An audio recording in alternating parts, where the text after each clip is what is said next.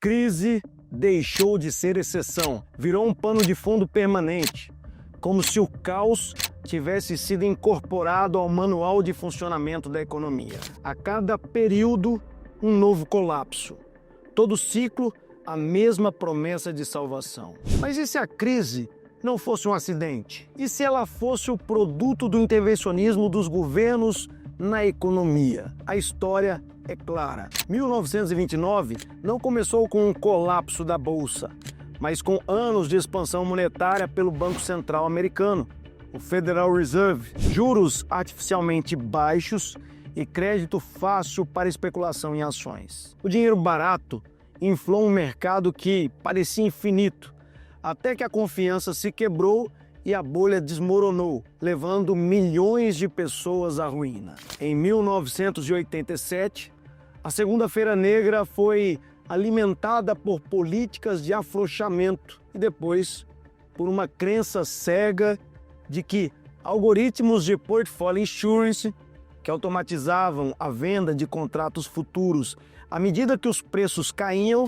criando um loop destrutivo, pressionando ainda mais os mercados, uma bolha de confiança no próprio sistema financeiro que evaporou em horas. No ano 2000, a febre das .com foi pavimentada por juros baixos no fim dos anos 90 e por um mar de IPO de empresas sem modelo de negócio, incentivadas por bancos de investimento que sabiam que a conta seria socializada. 2008 foi um manual do desastre.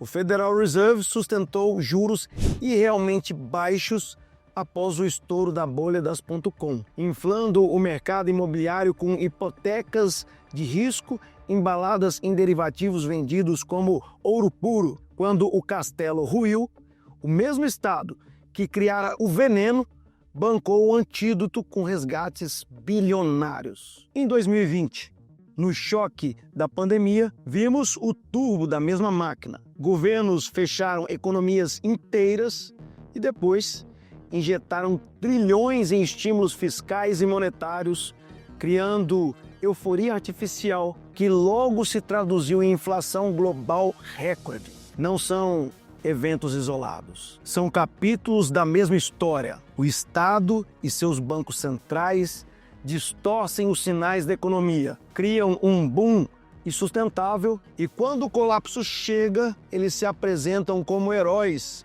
para resolver o problema que eles próprios causaram. Para a escola austríaca, isso não é um erro cíclico, é um vício provocado. Quando os governos tentam manipular juros, imprimir moedas, salvar setores inteiros, eles criam um ambiente de mentira econômica. Os preços deixam de dizer a verdade, as decisões deixam de refletir escassez, a economia deixa de ser um organismo vivo para virar um espetáculo coreografado. Imagine uma cidade construída sobre areia, prédios luxuosos, avenidas largas, cafés lotados. Tudo parece sólido até que o chão começa a ceder. O erro não está no design, mas na fundação. E ninguém quer admitir que ela sempre foi instável. É assim quando o Banco Central manipula os juros e cria moeda. Ele não resolve o problema, apenas adia e amplia. Mises e Hayek já explicavam. Ao forçar os juros para baixo, cria-se um incentivo para investimentos que só parecem viáveis no curto prazo. Projetos que não têm lastro na poupança real se multiplicam. Os austríacos chamam isso de malinvestment, investimento errado, o que vai ter que ser destruído quando a realidade voltar e cobrar a conta. Quanto mais o Banco Central tenta controlar o ciclo, mais ele o distorce. A economia deixa de responder à produtividade e passa a dançar ao som da próxima reunião do Comitê de Política Monetária. O mercado vira um dependente químico, esperando sua próxima dose de crédito barato para se sentir vivo novamente. E se o mundo parasse de fingir? E se o dinheiro voltasse a ser escasso? E se os erros voltassem a ter consequências reais? Essa é a proposta austríaca. Uma economia onde o valor nasce do tempo, da confiança e do risco assumido, e não de uma reunião de portas fechadas no centro do poder, onde os preços contam a verdade, onde a poupança vem antes do crédito, onde o lucro não é demonizado e o prejuízo não é socializado. Sem Banco Central, o dinheiro voltaria a ser âncora e não motor de distorção. Poderia estar atrelado a ouro, prata ou qualquer bem escasso que exija disciplina. O crédito deixaria de ser uma ficção politicamente fabricada e passaria a ser um pacto contratual entre adultos. Quem empresta, arrisca. Quem toma, devolve. E se não devolver, o custo é real. A escola austríaca surgiu há mais de um século em Viena, com Karl Menger, e foi refinada por gigantes como Mises, Hayek e Rothbard. Eles não previram apenas crises, previram a degradação moral de uma economia onde os erros não têm custo e onde políticos podem criar dinheiro sem criar valor. E ainda que o mundo nunca tenha adotado integralmente essa lógica, há momentos e lugares onde os seus princípios brilharam e o resultado foi palpável. Basta olhar para o Vale do Silício na década de 80 e início dos anos 2000. Um ambiente onde capital era privado, risco real e o Estado não estava lá para segurar empresas que falhassem. Startups surgiam, cresciam e morriam em ciclos rápidos.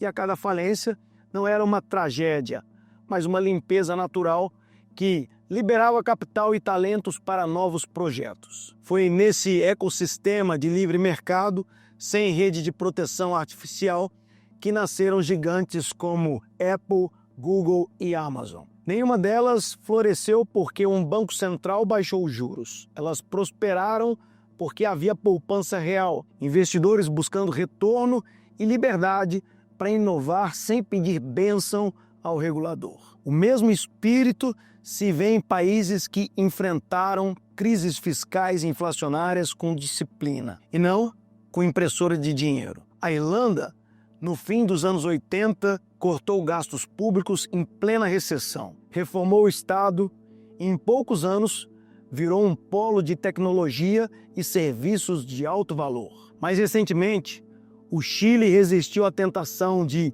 pacotes fiscais descontrolados em certas crises, mantendo superávites que sustentaram décadas de crescimento estável. São provas de que a austeridade, quando bem aplicada, não mata a economia, salva sua base produtiva.